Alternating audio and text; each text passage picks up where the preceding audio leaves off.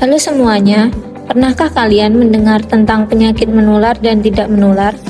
Kedua jenis penyakit ini menjadi perhatian utama dalam dunia kesehatan karena dampaknya yang sangat besar.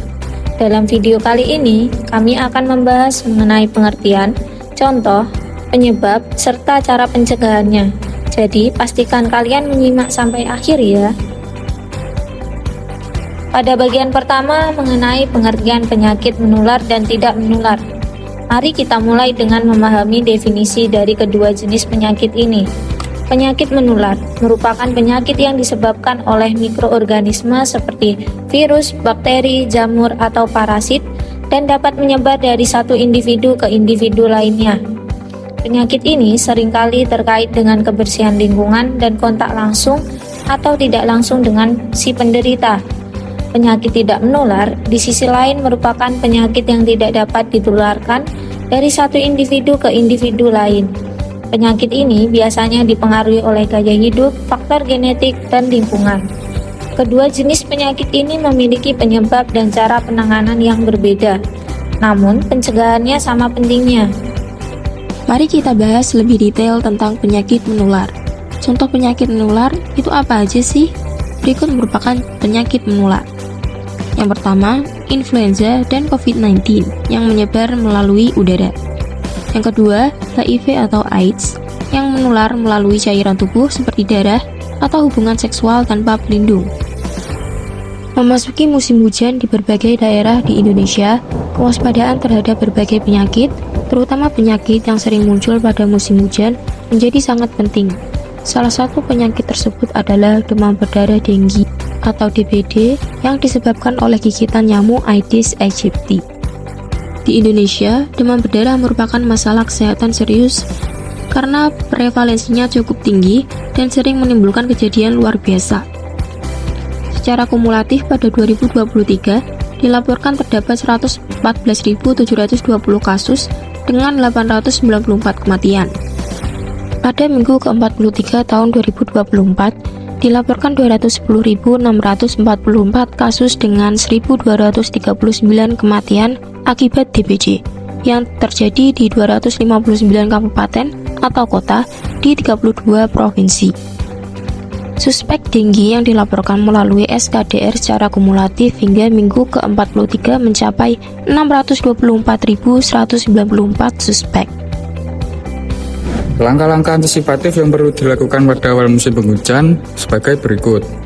Melaksanakan upaya mencegah penyebaran DBD antara lain dengan menggerakkan masyarakat dalam pemberantasan sarang nyamuk melalui kegiatan 3M+, yaitu menguras dan menyikat dinding tempat penampungan air seperti bak mandi dan drum, menutup rapat-rapat tempat penampungan air seperti drum, tempayan, dan lain-lain.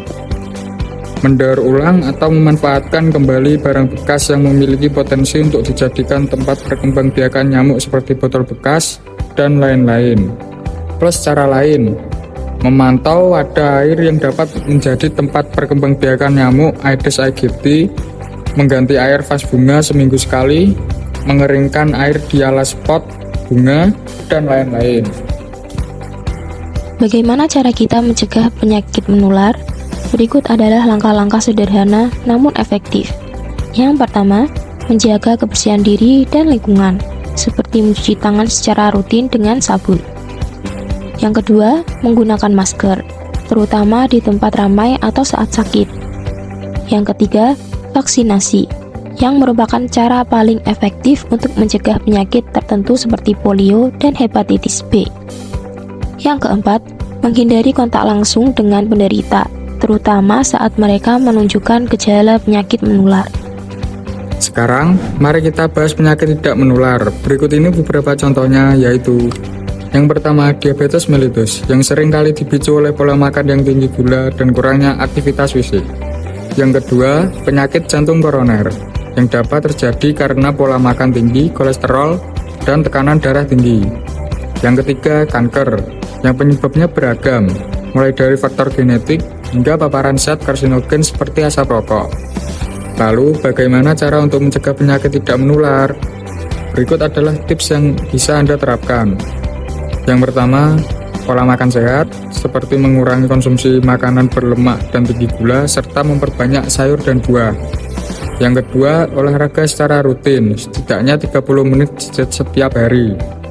Yang ketiga, mengelola stres dengan melakukan kegiatan yang menyenangkan atau relaksasi. Yang terakhir, menghindari rokok dan alkohol, karena keduanya berkontribusi besar pada banyak penyakit tidak menular.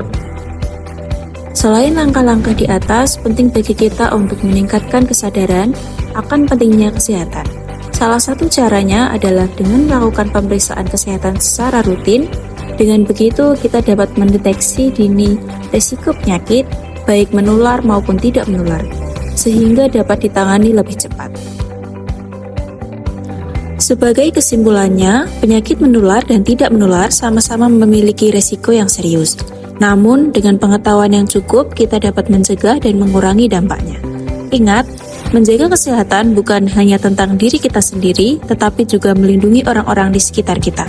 Jadi, mulailah dari hal kecil seperti mencuci tangan, makan makanan yang sehat, dan berolahraga.